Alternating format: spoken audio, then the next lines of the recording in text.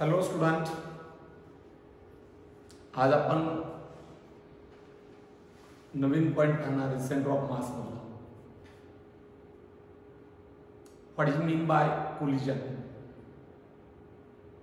Collision म्हटलं की आपल्या डोक्यात येतं एक बॉडी दुसऱ्या बॉडीवरती धडाक दिशेने आदळते. आदळणे याला कोलिजन म्हणतो. But in fact in physics body एकावरती एक न आदळता देखील कोलिजन म्हणता येतं. या ठिकाणी कोलिजन कधी म्हणता येतं, जर त्या बॉडीचे मोमेंटम चेंज होत असेल किंवा वेलॉसिटी चेंज होत असतील. म्हणजेच without physical contact it may be the change the direction of velocity of particles, system of particles, यालाही कोलिजन म्हणता येतं. बट आपल्या बुक्समध्ये मेजर बॉडी बॉडीवरतीच आदळते, collide on each other. That is the example. जे बी असतील ते फिजिकल कॉन्टॅक्टचेच आहेत. त्याच्यामुळे आपण कोलिजन म्हणलं की that body one body collide on another, there is the collision takes place. That is the collision takes place. मग या ठिकाणी आपण इथे पाहू, समजा कन्सिडर करा की ही एक बॉडी आणि ही दुसरी बॉडी.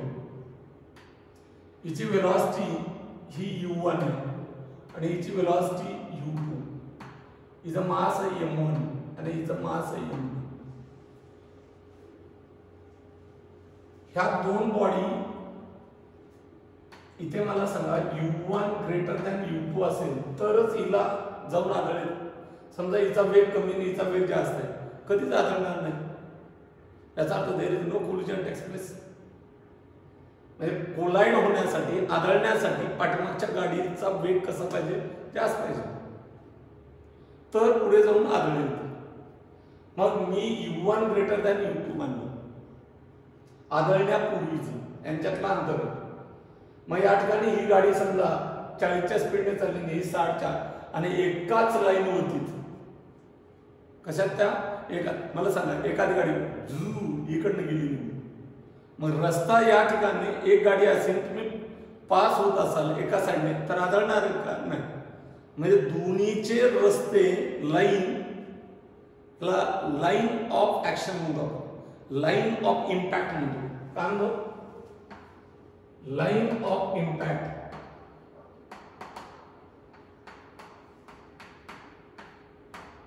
लाईन ऑफ इम्पॅक्ट आणि लाईन ऑफ मोशन असे दोन कन्सेप्ट आपल्याला माहित असले पाहिजे. Line of motion.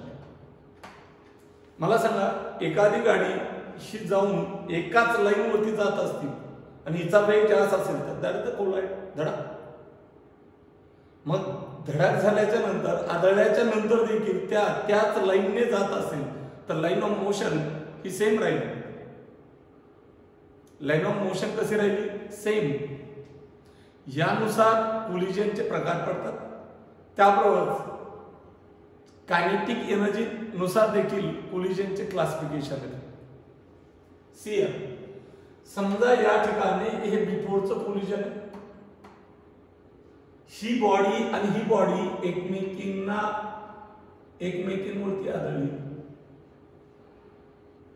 ओके, काय झालं या ठिकाणी? पहा, शेप बदलला त्या दोन्ही बॉडीचा. या दोन बॉडीचा शेप काय झाला? बदलला. याला म्हणतात डिफॉर्म. फॉर्म मीन्स तयार होणे, डिफॉर्म मीन्स शेप बदलणे. साईज बदलत असेल किंवा शेप बदलत. स्पंज बॉल आहे, मी दाबला, स्पंज बॉल आहे, दाबला, शेप बदलतो की नाही? That is the deformation. आणि सोडून दिल्याच्या नंतर रिगेन होत असेल, सोडून दिल्याच्या नंतर कंप्लीट ओरिजिनल शेप येत असेल तर त्याला परफेक्टली इलास्टिक म्हणतात. त्याला काय म्हणतात? Perfectly elastic. मग या ठिकाणी इथे बिफोर कोलिजन आहे, इथं at the time of collision he m1 आहे m2. या ठिकाणी हिची कायनेटिक एनर्जी या ठिकाणी कोलाइड झाल्या at the time of collision. त्यावेळेस यांचे शेप बदलतात, डिफॉर्म होते, डिफॉर्मिंग द बॉडी. ओके. कधी ज्यावेळेस एकमेकांच्या कॉन्टॅक्ट कोलाइड झालेले असते त्यावेळेस यांचा वेग त्यांच्या कायनेटिक एनर्जी मध्ये बदल होईल. त्यांच्या कायनेटिक एनर्जी मध्ये काय बदल होईल? कदाचित त्यांचा वेग कमी होईल and that kinetic energy converted into deformation. There is some amount of work and takes place. काय होतं? हे एकमेकांवरती आदळल्याच्या नंतर हा डिफॉर्म होतात. डिफॉर्म होण्यासाठी काहीतरी कार्य करावं लागतं. ती कायनेटिक इथली काही कायनेटिक एनर्जी काय होते? कन्वर्ट होते वर्डन मध्ये. म्हणजे इथे कायनेटिक एनर्जी कशी झाली? कमी झाली की जास्त? तर कमी झाली. ती कशात कन्वर्ट झाली? तर वर्क मध्ये. काय कार्य केलं? तिचा शेप बिघडून टाकला, साईज बिघडून टाकली. तो शेप बिघडण्यासाठी, साईज बिघडण्यासाठी, आकार बदलण्यासाठी जे कार्य केलं हे कार्य म्हणजे वर्डन. ह्या कायनेटिक एनर्जीचं कन्व्हर्जन त्या वर्डन मध्ये झालं. कारण वर्डन युनिट आहे जूल, कायनेटिक एनर्जी जूल, म्हणजे दॅट एनर्जी कन्वर्टेड इनटू वर्डन. पण हे असंच राहतं का? ज्या दरम्यान त्या कॉन्टॅक्ट मध्ये येतात त्यावेळेस ही बॉडी नॉर्मल रिॲक्शन, टच, जिथं टच तिथून तिथं परपेंडिक्युलर.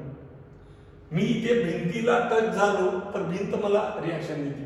याचा अर्थ ही बॉडी तिला टच तर तिने दिलेली रिॲक्शन n2 आणि ही बॉडी हिला टच तर या बॉडीने दिलेली reaction n1. But that n1 and n2 they cancel to each other. There is no external force act upon it. आणि म्हणून या नॉर्मल रिॲक्शन मुळे परत हा एकमेकींपासून सेपरेट होतात. चिटून नाही बसत तशात. आदळण्यापूर्वी सेपरेट, आदळल्या आणि आदळल्याच्या नंतर परत सेपरेट होतात. मग आदळल्याच्या नंतर ज्यावेळेस सेपरेट होतात त्यांचे मास नाही बदलत. m1 आणि m2 मास बदलत नाही. शेप जो आहे तो शेप आला की नाही?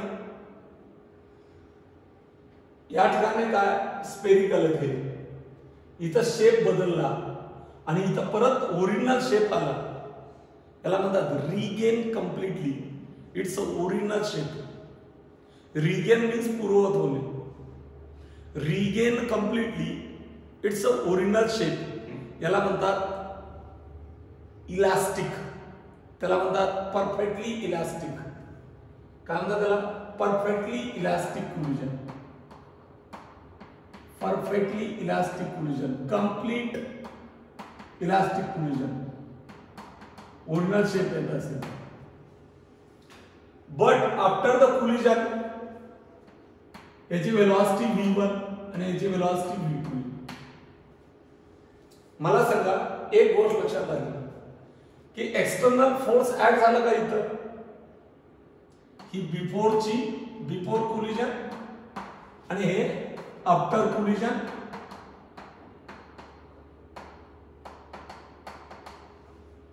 Before, at the time and after याला म्हणू आपण through out the collision.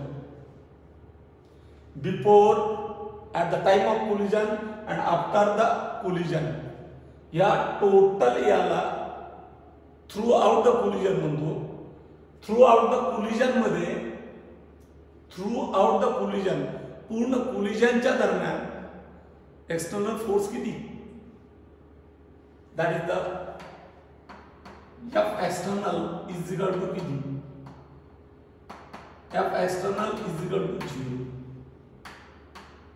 F external is equal to काय? 0. F external is equal to that is 0. F external जर 0 असेल, prove that Newton second law, F is equal to dp by dt. हा जर 0 असेल, तर dp by dt is 0. याचा अर्थ p is constant. म्हणजे काय माहिती झालं? Linear momentum is conserved. Linear momentum is conserved. त्यामुळे लक्षात ठेवा मुलांनो, कोणतंही कोलिजन असेल, पुढे मी कोलिजनचे प्रकार सांगणार आहे. कोणतंही कोलिजन असेल, कोणत्याही कोलिजन मध्ये, काय म्हणलं मी, कोणत्याही कोलिजन मध्ये एक्सटर्नल फोर्स ऍक्ट होतो. आणि जर एक्सटर्नल फोर्स ऍक्ट होत नसेल तर मोमेंटम कंपल्सरी. कसं कंपल्सरी? मोमेंटम कसं compulsory conserved. Momentum always conserved. Conserved means constant. Constant means it is the vector quantity. मग वेक्टर क्वांटिटी कधी कॉन्झर्व्ड असते, वेक्टर क्वांटिटी कॉन्स्टंट कधी असते? याचा अर्थ before the collision and after the collision there is the momentum, it is the constant. Total momentum, it is the constant. Means the direction and the magnitude, total momentum before the collision and after the collision are the constant. Okay? सर्वात महत्त्वाचं, कोणतंही collision असेल, परत एकदा सांगतो, कोणतंही collision असेल तर लिनियर मोमेंटम हे कॉन्झर्व्ड असते. एक कंडिशन फिक्स. ओके? मग या ठिकाणी पहा, इथे linear momentum P initial is equal to P final. म्हणजे बिफोरचं कोलिजन, बिफोर कोलिजन आणि आफ्टर कोलिजन. तुम्ही म्हणता ना याच्या दरम्यान, नो, या दरम्यानचा विचार नाही करत आपण, इनिशियल आणि आफ्टर कोलिजनचा विचार करतो. हे इथे मोमेंटम, इथं during the collision, throughout the collision विचार करताना, एक्सटर्नल फोर्स किती ऍक्ट होतो? That is 0. त्यामुळं मोमेंटम कसं असेल? कॉन्स्टंट. मग इथं मोमेंटम, इथलं मोमेंटम आणि इथलं मोमेंटम कसं असेल? That is the constant. आणि म्हणून एक वाक्य लक्षात ठेवा, ड्युरिंग द कोलिजन किंवा throughout the collision the linear momentum is the conserved. सर्वांसाठीच कॉमन, कोलिजनच्या सर्व प्रकारासाठी कॉमन. काय? Throughout the collision linear momentum is the conserved. Why? External force act upon it is equal to 0. External force act upon the system of the body is equal to 0. त्यामुळं काय सांगितलं मी? throughout the collision linear momentum is conserved. Throughout the collision म्हणजेच काय? हे separate असताना एकमेकांना चिकटल्यावर आणि एकमेकांपासून सेपरेशन, या ठिकाणी हे जवळजवळ यायला लागले. Approach, during the approach, at the time of contact and after the separation the linear momentum is the constant. Linear momentum is the constant. त्यामुळे कन्सिडर करा, मी या ठिकाणी छोटासा ग्राफ काढतो समजण्यासाठी. हा टाइम आहे एक्स ऍक्सिस वरती आणि वाय ऍक्सिस वरती मी लिनियर मोमेंटम घेतो. मला सांगा, बिफोर कोलिजन हा समजा काहीतरी टाइम असेल सुरुवातीचा, हे लिनियर मोमेंटम. बिफोर कोलिजन हे linear momentum. At the time of impact, एकमेकांशी टच होताना तिथेही मोमेंटम कसं आहे? कॉन्स्टंट. आणि आफ्टर द कोलिजन मोमेंटम कसं आहे? कॉन्स्टंट. आणि म्हणून या ठिकाणी हा graph P against T, there is the nature of graph is nothing but the straight line parallel to the time axis. याचा अर्थ P is conserve, P is conserve. Okay. आता या ठिकाणी पहा, इथे काय होईल, इथे काय कायनेटिक एनर्जी असेल, या दोन्हीची मिळून एकमेकांशी कॉन्टॅक्ट मध्ये आदळले त्यावेळेस काय होतं, डिफॉर्म होती बॉडी. डिफॉर्म होती म्हणजे शेप बदलतो, डिफॉर्म होती म्हणजे शेप बदलतो. याचा अर्थ कायनेटिक एनर्जी कन्वर्ट कशात झाली, to do the work to deform the body. म्हणजे कायनेटिक एनर्जी इथं काय झाली, कमी झाली. But after the collision what is the shape, it is the completely regain. याचा अर्थ परत ते वर्डन कशात कन्वर्ट झालं, कायनेटिक एनर्जी. म्हणजे जी एनर्जी वर्क साठी वापरली तेच वर्क परत कशात convert, total work converted into kinetic. म्हणजे after the collision kinetic energy कशी, same as that of the before. याचा अर्थ जर मी ग्राफ काढला कायनेटिक एनर्जीचा, हे कायनेटिक एनर्जी आणि हा टाइम, तर मला सांगा throughout the motion is it a kinetic energy is constant, no, असं म्हणता येणार नाही सगळं. हा, बिफोर कोलिजनची आणि आफ्टर कोलिजनची कायनेटिक एनर्जी कशी, कॉन्स्टंट आहे.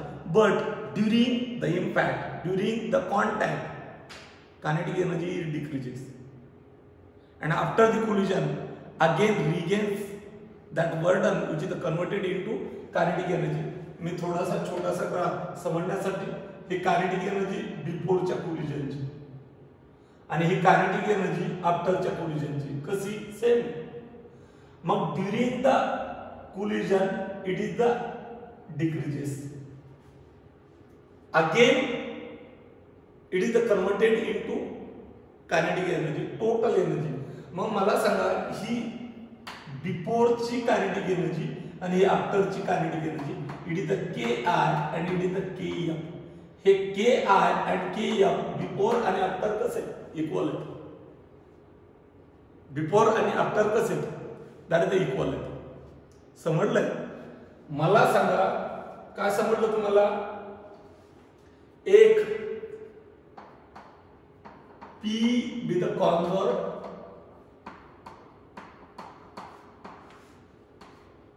कशासाठी, for all condition, for all collision, बरोबर आहे. आणि number 2 classification of collision due to kinetic energy. Classification means प्रकार. क्लासिफिकेशन ऑफ कोलिजन हे कशावरती डिपेंड आहे, कायनेटिक एनर्जी. मग मी या ठिकाणी क्लासिफिकेशन कायनेटिक एनर्जी नुसार आहेत, फक्त नाव सांगतो, नंतर आपण वन बाय वन पाहणार आहोत. आता क्लासिफिकेशन ऑफ किंवा टाइप्स ऑफ कोलिजन कोणते, एक इलास्टिक कोलिजन, इलास्टिक कोलिजन हे basis on kinetic energy. Okay, कशावरती टाइप्स आहेत, क्लासिफिकेशन कशावरती, बेसिस ऑफ कायनेटिक एनर्जी. पुढे कळेल तुम्हाला. एक इलास्टिक कोलिजन म्हणजे काय, आपला इलास्टिसिटी चॅप्टर होणार आहे. रबर आहे, रबर ताणलं मी, काय झाली, लांबी वाढते आणि सोडून दिल्यानंतर पूर्ण कंप्लीट ओरिजिनल लांबीला येतं. याला म्हणतात कम्प्लिटली रिगेन. याचा अर्थ हे मटेरियल इलास्टिक आहे. कोणता गुणधर्म आहे त्याच्याकडे, इलास्टिसिटी. चिंगम माहिती ना, चिंगम. चिंगम जर ताणलं त्याला चिविंगम म्हणतात. जर ताणलं तर लांबतंय, म्हणजे शेप काय झाला, डिफॉर्म. आणि सोडून दिलं तर ओरिजिनल लेंथला जातं का, नाही. Does not completely regains its original dimension, वापस पूर्ववत येत नाही. याला इलॅस्टिक म्हणत नाही, याला इनइलॅस्टिक म्हणतात, म्हणजे त्याला प्लास्टिक म्हणतो आपण. इथे परफेक्टली इलॅस्टिक म्हणजेच इलॅस्टिक कोलिजन म्हणतो. मग या ठिकाणी कोलिजनचा प्रकार एक इलॅस्टिक कोलिजन. याच्यात काय होईल, बॉडी डिफॉर्म होईल आणि कंप्लीट रिगेन होईल. काय म्हणलं मी, बॉडी डिफॉर्म होईल आणि कंप्लीट रिगेन होईल. दुसरा इनइलॅस्टिक कोलिजन. इनइलॅस्टिक कोलिजन म्हणजे बॉडी डिफॉर्म होईल आणि कंप्लीट रिगेन होईल असं नाही. कंप्लीट रिगेन होईल असं नाही, इनइलॅस्टिक कोलिजन. आणि तिसरा प्रकार आहे पार्शियली, म्हणजे थोडा थोडा, पार्शियली इलॅस्टिक कोलिजन. मला सांगा, कपडा आहे, अर्धवट ओला म्हणजे अर्धवट कोरडा झाला ना, मग पार्शियली इलॅस्टिक म्हणजेच पार्शियली इनइलॅस्टिक आहे. मग याला दुसरं नाव पार्शियली इनइलॅस्टिक कोलिजन म्हणतात. किती प्रकार, एक इलॅस्टिक कोलिजन, दुसरं इनइलॅस्टिक कोलिजन, तिसरं पार्शियली इलॅस्टिक किंवा partially inelastic collision. Right, clear. ह्या तीनही कोलिजन मध्ये परत एकदा सांगतो, पी कसा, that is the conserve. P कसा, that is the conserve. Classification of collision कशावरती डिपेंड आहे, based on kinetic energy. Classification of collision कशावरती डिपेंड आहे, बेस्ड ऑन कायनेटिक एनर्जी. मी पुढे एक 1 बाय 1 पाहताना तुम्हाला तो फरक जाणवेल. इलॅस्टिक कोलिजन एक प्रकार का, elastic collision, inelastic collision, partially elastic और पार्शियली इनइलॅस्टिक. काय म्हणलं, इलॅस्टिक कोलिजन, इनइलॅस्टिक कोलिजन आणि तिसरं पार्शियली इलॅस्टिक किंवा पार्शियली इनइलॅस्टिक कोलिजन. आता आपण क्लासिफिकेशन अनेक वेगवेगळ्या प्रकारे होतो. क्लासिफिकेशन वेगवेगळ्या प्रकारचं केलं जातं. या ठिकाणी पहा, क्लासिफिकेशन म्हणजे कळतं का, समजा आपण नाही का क्लासमध्ये अनेक विद्यार्थी, बऱ्याच वेळा आपण म्हणतो हा ग्रुप चांगला, तो ग्रुप चांगला, ते बेकार, हे टुकार, असं काही शब्द प्रयोग करतो आपण. याचा अर्थ काय केलं, अनालायसिस केलं. कधी कधी आपण म्हणतो हे खूप हुशार आहे, याचा अर्थ काय, क्लासिफिकेशन केलं तुम्ही. थ्रूआउट सगळेच विद्यार्थी सारखे किंवा थ्रूआउट सगळेच विद्यार्थी डळ असं म्हणता येतं का, नाही. आपण क्लासिफाईड करतो. फर्स्ट 10 टॉपर्स काढतो, त्याच्यानंतरचे काढतो, त्याच्यानंतरचे काढतो. मेरिट क्लासिफिकेशन केलं जातं, मेरिटनुसार. आपण असं करतो का, नाही नाही, हा याचं मेरिट याच्यानुसार काढू की म्हणजे बर्थ डेटनुसार, हा मोठा आहे, हा लहान आहे, हा लहान आहे, मग हा फर्स्ट, असं नसतंय. आपण क्लासमध्ये शिकताना, शाळेत शिकताना, कॉलेजमध्ये शिकताना विद्यार्थ्यांचं क्लासिफिकेशन त्याच्या मेरिटनुसार होतं. आता तो भाग निराळा, मेरिट कसं आणलं ते. पण आपण ज्यावेळेस नीट आणि जेई देतो त्यावेळेस मात्र ते ओरिजिनलच मेरिट समजलं जातं, ओरिजिनलच येते. आणि त्यानुसार आपण हुशार, कदाचित इन फॅक्ट एखादा हुशार बी असू शकतो पण त्याला मेरिट कमी येतं. पण समाज क्लासिफाय काय करतो, नाही नाही त्याला नीटला मार्क आले नाहीत किंवा जेईला मार्क आले नाहीत, याचा अर्थ ते उगा मट्ट दिसतंय, ड दिसतंय, असं अनालायसिस केलं जातं, असं क्लासिफिकेशन केलं जातं, म्हणजे सेपरेशन केलं जातं. इथं क्लासिफिकेशन हे कशावरती, काय बेस आहे, कायनेटिक एनर्जीचा. काय म्हणलं मी, क्लासिफिकेशन ऑफ कोलिजन याचा बेस काय तर kinetic energy.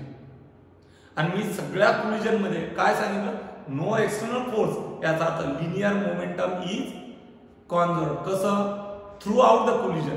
But kinetic energy throughout the collision constant आहे का रे, नाही.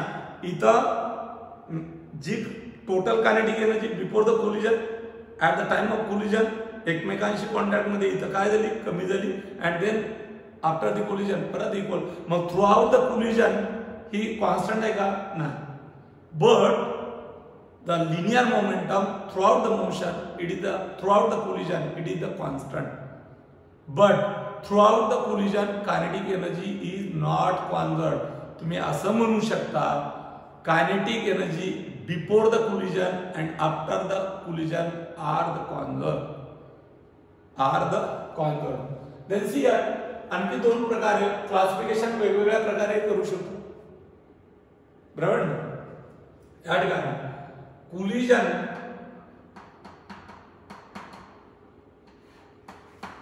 हेड ऑन कोलिजन,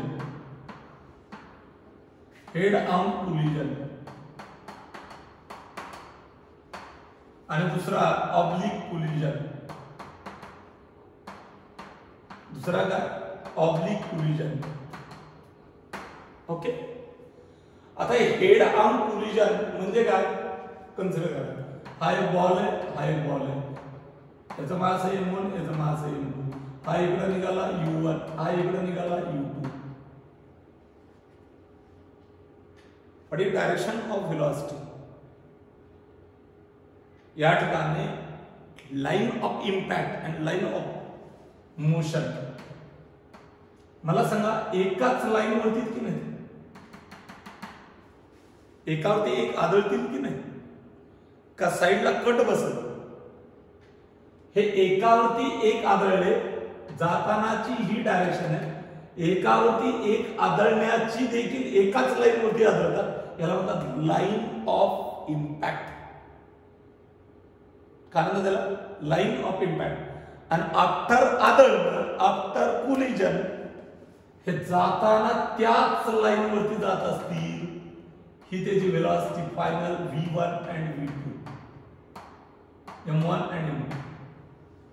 म्हणजेच काय, कोलाइड होताना ज्या लाईन वरती चालले होते, कोलाइड झाल्याच्या नंतर देखील दोघांची लाईन बदलली का, रस्ता बदलला का, नाही.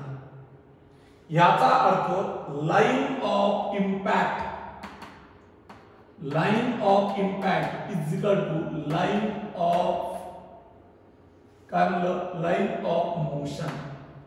ही जर एकच राहत असेल, सेम राहत असेल, तर हेड वरती हेड आदळलं म्हणतो आपण, त्याला म्हणतात हेड ऑन कोलिजन. त्याला काय म्हणतात, हेड ऑन कोलिजन. कन्सिडर करा, समजा या ठिकाणी हा बॉल आहे आणि हा दुसरा बॉल. हा असा चालला आणि हा इकडे चालला होता. हा कसा चालला, किंवा या ठिकाणी हा आणि हा, याची वेलॉसिटी हा आदळताना इथं आदळतो आणि हा इकडे चालला, दोघांची हे आदळले. मग आफ्टर कोलिजन यांच्या दिशा काय झाल्या, चेंज झाल्या, आणि हा इकडे चालला आणि हा इकडे चालला, डायरेक्शन बदलली. इथे लाईन ऑफ इम्पॅक्ट एका लाईन वरती का, नाही. आणि after the collision what is direction, तिरप्या. ही जर लाईन असेल तर हा तिरपा चालला,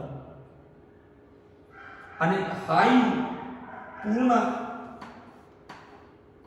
ही लाईन ऑफ इम्पॅक्ट म्हणतात. हे मास सेंटरला बरोबर मास वरती मास आदळ.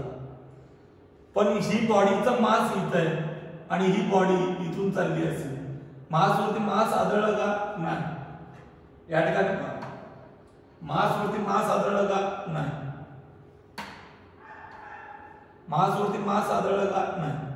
ही इथं आदळली, इथं.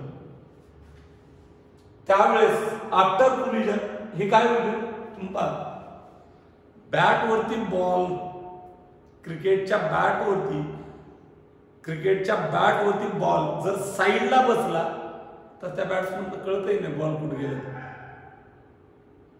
बॅट ही एक बॉडी, बॉल ही एक दुसरी बॉडी, एकावरती एक आदळतात आणि आदळल्याच्या नंतर याची बॅट इकडे जाते, बॉल त्याला कळतच नाही, तिसरीकडेच जातो. त्याला जी दिशा द्यायची होती त्या दिशेत चालला का ball? Direction change after the collision. त्यावेळेस याला आपण ऑब्लिक कोलिजन असं म्हणतो. याला काय म्हणतो? ऑब्लिक म्हणजे तिरप. लाईन ऑफ इम्पॅक्ट वरती डायरेक्शन ऑफ मोशन राहत नसतील, तिरप्या इन्क्लाइंड होत असतील तर त्याला आपण ऑब्लिक कोलिजन असं म्हणतो. किंवा line of impact mass to mass, head on collision नाही, समोरासमोर आदळत नाही, त्यांच्या मासवरती आदळत नाही, साईडला टच करतात, साईडला इम्पॅक्ट करतात, त्याला आपण ऑब्लिक कोलिजन असं म्हणतो. आणि याला head on collision, after the collision and before the collision line of motion कशी राहते? सेम राहते. लाईन ऑफ मोशन कशी राहते? सेम. समजा कन्सिडर करा ही जीप आहे आणि पाठीमागून एक ट्रक आली, धडक, ऍक्सिडेंट. मग मला सांगा या आदळल्याच्या नंतर ही बी गतिमानच आहे आणि ही गतिमान, हे काय होईल? अशी ट्रक काय इकडे रस्ता करेल का पुढे गाडी? आदळल्यावर ती बी त्याच दिशेने जाते. याला म्हणतात हेड ऑन कोलिजन. याला काय म्हणतात? Head on collision. One by one आपण या ठिकाणी पाहू. कोणता कोलिजन सांगितलं? Elastic collision. Elastic collision. पण कसलं elastic collision? Head on elastic collision. Elastic collision कसलं? Head on elastic collision. Head on elastic collision म्हणजे काय? हेड ऑन मीन्स एकाच लाईन वरती, आणि इलास्टिक कोलिजन म्हणजे काय? इलास्टिक कोलिजन म्हणजे काय? या ठिकाणी after collision and before collision body regains its original shape. Collide होण्या अगोदर जो शेप असेल तो आफ्टर कोलिजन ओरिजिनल शेप असतील त्या बॉडीचे. काहीतरी दबत असेल ना बॉडीवरती, बॉडी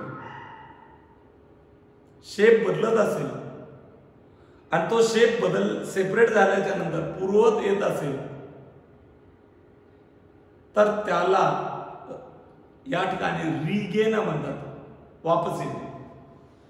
मग मला सांगा, कन्सिडर करा, समजा ही एक बॉडी, ही दुसरी बॉडी, हिचं महासंयम म्हणून, हिचं महासंयम ही इकडं मी वेलॉसिटी दाखवण्यासाठी इकडे दाखवली, इथं सेंटरला दाखवली तरी चालतं.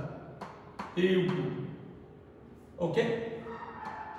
या ठिकाणी आफ्टर कोलिजन ही M1, ही M2, हिची वेलॉसिटी चेंज झाली, मॅग्निट्यूड चेंज झालं. मी याला U1 आणि U2 नाही म्हणलं. चेंज होणे after the collision velocity change होते, मग मॅग्निट्यूड चेंज होत असेल किंवा डायरेक्शन चेंज होत असेल. कारण वेक्टर क्वांटिटी ह्या कधी बदलतात? एक तर किंमत बदलली तर, दोन डायरेक्शन बदलली तर, आणि तीन दोन्ही बदललं तर. मग इथं किमती बदललेल्या दाखवल्यात. कोलिजन असालाच म्हणतात ज्याची वेलॉसिटी मध्ये बदल होतो किंवा मोमेंटम मध्ये बदल होतो. पार्टिकलच्या सिस्टीम मधल्या पार्टिकलच्या, हे दोन पार्टिकल होते, याची वेलॉसिटी किती होती? U1. किती दाखवली? V1. याची किती होती? U2. ही किती दाखवली? V2. याचा सिस्टीम मधल्या पार्टिकलची वेलॉसिटी काय झाली? किमतीत बदल दाखवला आहे. आणि लाईन ऑफ इम्पॅक्ट कसा आहे? सेम आहे. याचा अर्थ हेड ऑन कोलिजन रिफॉर्म होती आदळल्याच्या नंतर. हे मी आफ्टर दाखवलं, at the time of collision नाही दाखवलं. आदळून हे सेपरेट झाल्याच्या नंतर हे अप्रोच व्हायला लागलं, जवळजवळ यायला लागलं. U1 greater than U2. U1 greater than U2. या ठिकाणी आदळण्या अगोदर आणि आदळल्याच्या नंतर हे बिफोर अँड आफ्टर कोलिजन. एक मोमेंटम कसं आहे, कॉन्झर्व्ड.